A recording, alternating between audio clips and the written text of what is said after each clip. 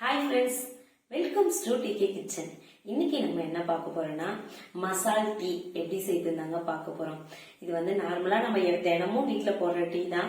ஒரு 2 ingredients extra போட்டா அதுதாங்க மசால் டீ. இதுல முக்கியமா நம்ம என்ன பார்க்க போறோம்னா, நம்ம எப்பயும் வந்து எல்லா பொருளும் ஒன்னா போட்டு அப்படியே டீ போட்டுருவோங்க. ஆனா அதுக்குன்னு ஒரு முறை இருக்குங்க. எந்தெந்த டைம்ல எந்தெந்த பொருள் சேர்த்தா டேஸ்ட் எடுத்து கொடுக்கும் அப்படின்னு இருக்குங்க. அதை தான் நம்ம இன்னைக்கு முக்கியமா பார்க்க போறோங்க. இப்படி போட்டா இன்னும் கொஞ்சம் டேஸ்ட் எடுத்து கொடுக்குங்க. இது வரைக்கும் நம்ம சேனலை நீங்க சப்ஸ்கிரைப் பண்ணாம இருந்தீங்கன்னா மறக்காம சப்ஸ்கிரைப் பண்ணுங்க. வாங்க இப்ப எப்படி செய்யுதுன்னு பார்க்கலாம். நான் இன்னைக்கு 2 பேருக்கு டீ போட போறேங்க. நான் நார்மலான டம்ளரால 1.5 டம்ளர் அளவுக்கு தண்ணி எடுத்துக்கிட்டேங்க. டீக்கு எப்பவுமே வந்து பாதி பால் பாதி தண்ணி இருந்தா நல்லா இருக்கும். காஃபிக்கு வந்து தண்ணி சேர்க்காம பண்ணாதாங்க நல்லா இருக்கும். அதுக்கு வந்து நான் இன்கிரீடியன்ஸ் பாருங்க, 2 பட்டை, 3 ஏலக்காய், 1 துண்டு இஞ்சி, 3 கிராம்பு எடுத்துக்கிறேங்க. அதுக்கப்புறம் நமக்கு தேவையான அளவு டீ தூள், நீங்க எந்த பிராண்ட் யூஸ் பண்றீங்களோ அதை யூஸ் பண்ணிக்கோங்க. தண்ணி நல்லா சூடாகி இந்த மாதிரி கொதி நிலைமைக்கு வரும்போது இஞ்சி நல்லா தட்டி சேர்த்துக்கோங்க. பட்டையும் லவங்கமும் தட்டாம அப்படியே டைரக்டா சேர்த்துக்கணும். அதுக்கப்புறம் ஒரு 3 ஏலக்காவை தட்டி சேர்த்துக்கணுங்க.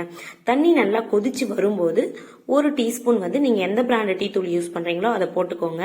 கொதிக்கும் போது டீ தூள் போட்டாதான் அதனுடைய எசன்ஸ்லாம் டீல இறங்கி நமக்கு நல்ல ஒரு சூப்பரான டேஸ்ட் கொடுக்கும். பிளஸ் வந்து கலரும் கொடுக்கும். இது நல்லா கொதிச்சதுக்கு அப்புறமா கூடவே வந்து நம்ம தேவையான அளவு சர்க்கரை போட்டுட்டு அதுக்கப்புறம் நம்ம தனியா தண்ணியே ஊத்தாம காய்ச்சி வச்ச பாலை எடுத்து இதுவும் கூட ஆட் பண்ணி, பால் ஆட் பண்ணதுக்கு அப்புறமா ஒரு 1 மினிட்டுக்கு நல்லா கொதிக்க விட்டுட்டு அதுக்கப்புறம் வடிகட்டி எடுத்து பாருங்க. சூப்பரான டேஸ்ட் கலர்ல நமக்கு ஒரு டீ கிடைக்குங்க. அவ்வளோதாங்க, வீட்லயே நம்ம சூப்பரான டீ கடை மசால் டீ ரெடி பண்ணிட்டோம்.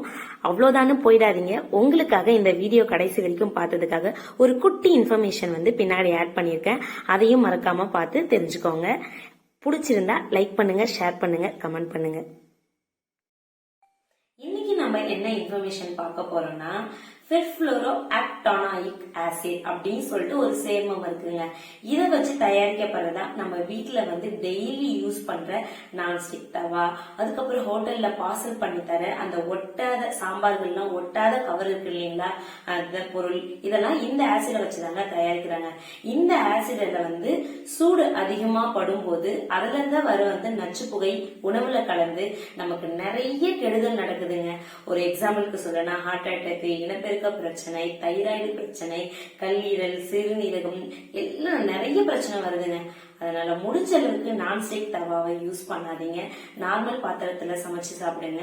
அதே போல ஹோட்டல்ல பேக் பண்ணி வாங்கி சாப்பிடாதீங்க. நல்லதே சாப்பிடுங்க, ஆரோக்கியமா இருங்க.